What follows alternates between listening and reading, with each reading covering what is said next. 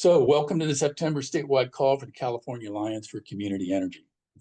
The mission of the Alliance is to support and defend community choice energy programs in California that advance local clean energy for the environmental, economic, and social justice benefit of our communities. My name is Bill Powers. I'm a member of the steering committee representing the Protect Our Communities Foundation and Public Power San Diego. Geographically, I am in the city of San Diego. Thank you for joining us this month. Our topics this month is Last Call for Clean Energy Savings, what homeowners and businesses need to know. Our speaker today is Jose Torre-Bueno. Jose is the founder of the Center for Community Energy, a San Diego-based grassroots group that advocates for distributed energy resources through research, education, and advocacy, particularly as interveners before the California Public Utilities Commission. He is also a member of our steering committee. Welcome, Jose. We're excited for this presentation, and I'm going to turn it over to Jose now. Thank you, Bill. So today we're going to talk about the impact of what the administration is pleased to call the One Big Beautiful Bill Act on renewable energy projects. I will make the disclaimer that I'm not a tax attorney, nor is the California Alliance for Community Energy, nor my organization, the Center for Community Energy. So my mission today is to make you aware of some loopholes in this act, but any decisions you make should be made in consultation with your own tax advisors. But having said that, let's explore what's going on with this bill. Go on. So this act was signed on July 4th. It was clearly intended to suppress renewable power and favor fossil fuels. It was passed with a very small minority, and many last-minute changes were introduced by the Senate in the version passed by the House. And then when it went back to the House, rather than the normal procedure where there would have been a House-Senate conference meeting, because they had such a very small minority, the Senate version was just passed by the House in order to sort of squeak it through. The consequence of that is there were many last-minute changes introduced by the Senate, and that created a sort of crazy quilt of rules, exceptions, and different timeouts for different programs. And what we're going to do today is explore what individuals, businesses, renewable energy companies, and public entities can do to carry forward renewable energy projects in a hostile environment. So for starters, what about residential? The residential sort of gets the worst case. The exact language in the bill says that incentives will not be paid for expenditures made after December 31st of this year. And that applies to PV, home batteries, and energy efficiency measures, which is a different section. Some people got excited about the word expenditures because they thought that meant that, well, if I prepay for a PV system and I write the check in 2025, and then the contractor installs it in 2026, do I get to claim the credit? That is not going to work because there's a pre-existent section of the tax code that defines expenditures for tax law purposes. And that says is an expenditure means when the original installation of the item is completed. So the question becomes, for purposes of getting your solar array installed in 2025, what's the meaning of completed? And in the past, PTO, permission to operate, was a standard for establishing when a system was installed. The problem that people are facing right now, as lots of people are rushing to get contracts done for solar arrays to be installed in their homes to capture the incentive before it runs out at the end of this year, is the utilities are notoriously slow to issue PTO, and they're undoubtedly going to be jammed up at the end of this year. So there's a concern that people are going to wind up with solar arrays that are finished, but don't get PTO in the end of 2025, and therefore there's a concern they won't get this credit. Now, the tax code says installation is complete. There's nothing in the tax code that says anything about utilities or PTO. So then the question becomes, well, what other evidence could you offer the IRS to show you met the code requirement installation is completed? Would the contractor's statement of completion be sufficient? The opinion of tax experts is not necessarily. The argument goes like this: if you got audited and all you had was the contractor's statement that the system was installed and complete, a hostile IRS auditor could say, well, it hadn't been inspected, and hypothetically, in January, a building code inspector could inspect it and find something wrong with it. And then the contractor would have had to come back and do some work in January, and therefore it wasn't completed in January. And POW, we get to nail you and take away your incentive. Now, an interesting question, what would be if the inspector came in January and said, oh, it was all fine. So then it was completed in December. But the general opinion of tax experts is it would be very much better if you at least had the inspection from the authority having jurisdiction, the building inspector. The consensus is that if you have the building inspector's green tag, that is, it's been inspected, then you don't need PTO to claim the tax incentive if you get the inspection done by the end of December. Now, one way to completely dodge this issue would be if you're pressing up against the December deadline, if you had your contractor design the system as a non-grid tied system, then any issue about whether the utility gets involved is moot. And then logically, only a inspection by the building inspector is necessary. And if you had a non-grid tied system that was powering some limited portion of your house, and then in subsequent years, you went back and got another permit to tie it into the rest of the house system and the grid and got PTO, that's nobody's business, including the IRS's.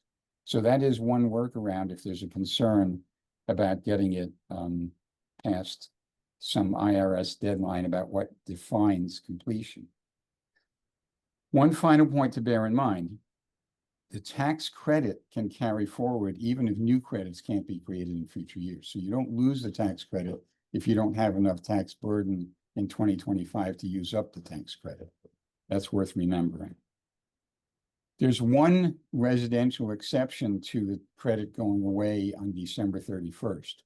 The credit for home EV chargers, for, again, one of these crazy reasons between the House and the Senate, the credit for home EV chargers remains until June 30th, 2026. Now, that credit is supposedly only for rural customers and low-income customers. But because of the way they drew the map, a lot of luxury homes are within the map for so-called rural customers. There's a map for that, which you can, when we distribute these slides, you can get to. The incentive is for $1,000 tax credit. That also carries forward. The rules for that are placed in service. You need, in this case, an AHJ inspection would prove that it was serviceable, since you don't need the utility to approve it. Now, what about corporate incentives? Now it gets even more complicated. The cutoff date for commercial projects is December 31st, 2027. That means that for residential projects, an installer can offer a lease because the installer would be the owner of the system. So if they sell the system, there's no incentive, but if they lease it, they can get the incentive and presumably pass on some of the savings. The standard is stricter. It's called placed in service, which probably means that they would have to have PTO, but they have until December 31st, 2027. So what this means is that in 2026 and 2027, what you're going to find is solar installers are going to be running around offering homeowners leases on residential PV systems, but they will will not be able to offer to sell a system for which you can get the 30% tax credit. Now, what about larger systems? Now it gets even more complicated. The developer of a larger system has two choices to claim the 30% tax incentive. They either have to finish before the December 31st, 2027 deadline, which is going to be very hard for the developers of large utility scale systems, or they have to start before July 4th, 2026, a year after the signing of the bill, in which case they get until December 30th, 2030 to finish, or if they can show continuous effort, even longer. So now we get into the definition of words. What does start mean? There used to be a definition of start in the tax code. It used to mean if you spent 5% of the budget, you'd officially started your project. After, and this is still more of the administration's hostility to renewable energy. After the bill was passed, Trump signed an executive order ordering the Treasury Department to make it more difficult for solar projects.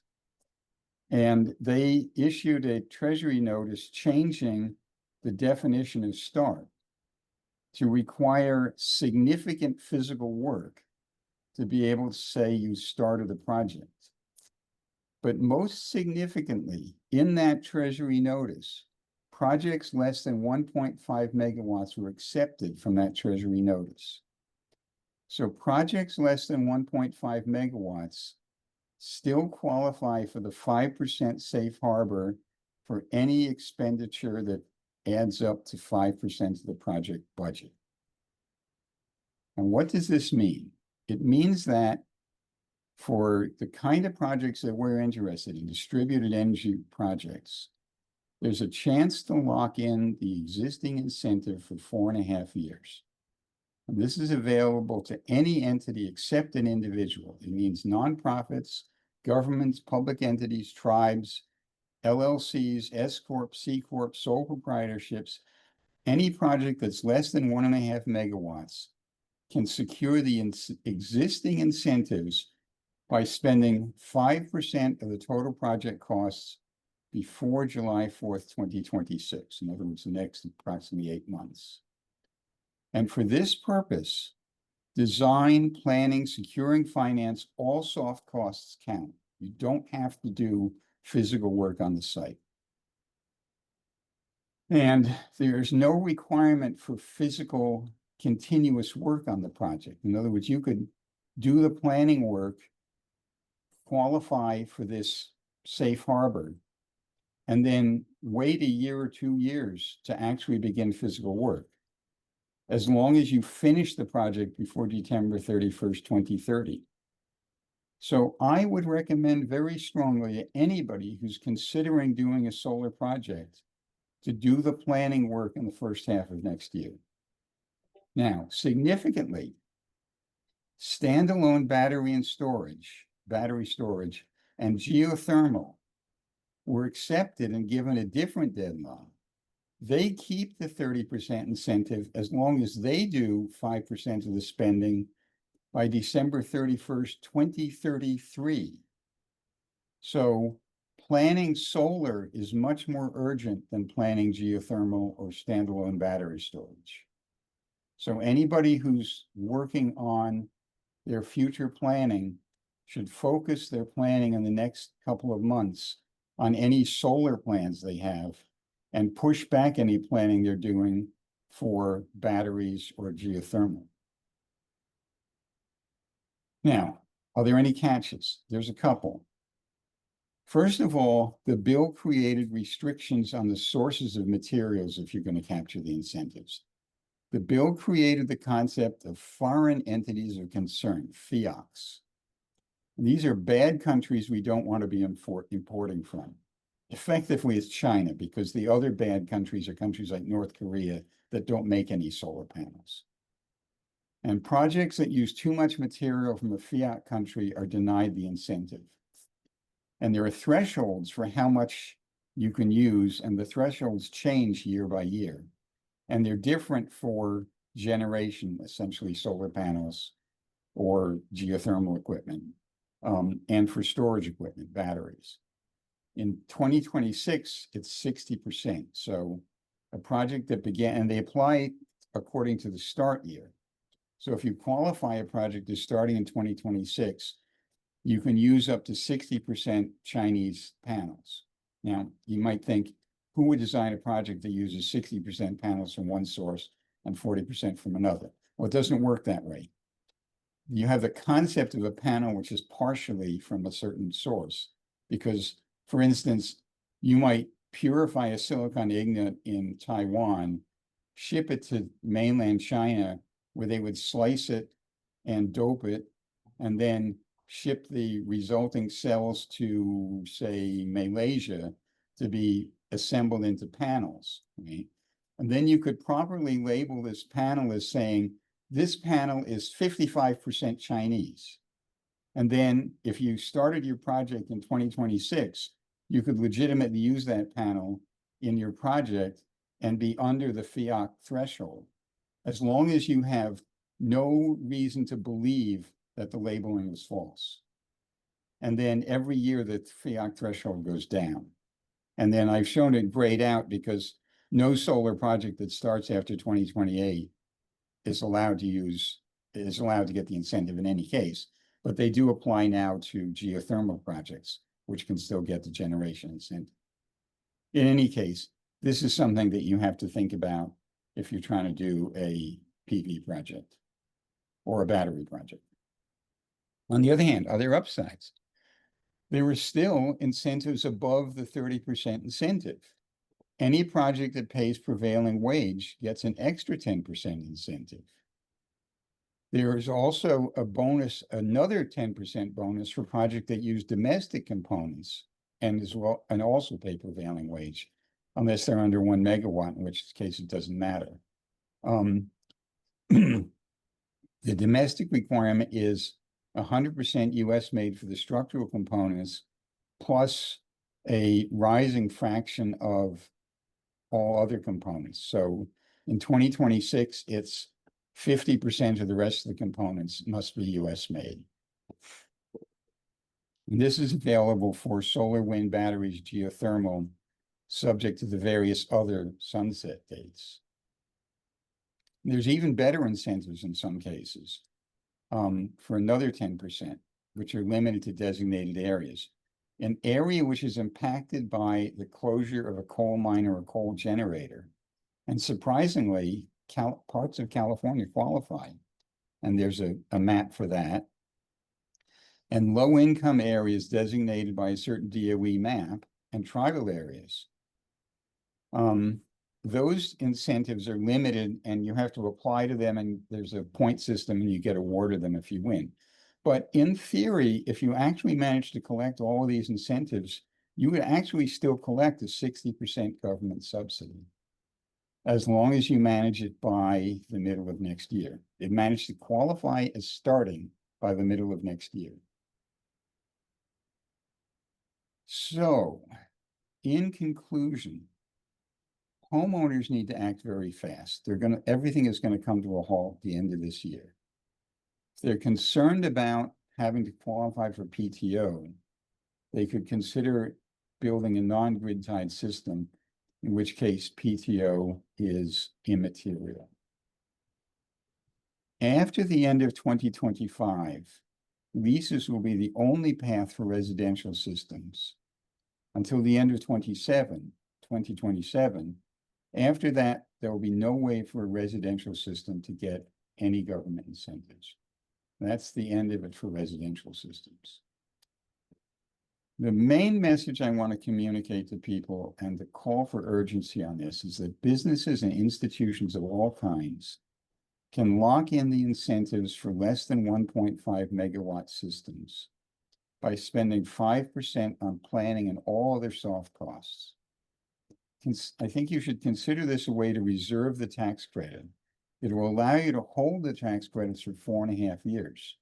So even if you don't have the funds to do a project right now, if you can find the funds to spend 5% on planning, you've effectively reserved the credit and you have several years to raise the funds to execute a project.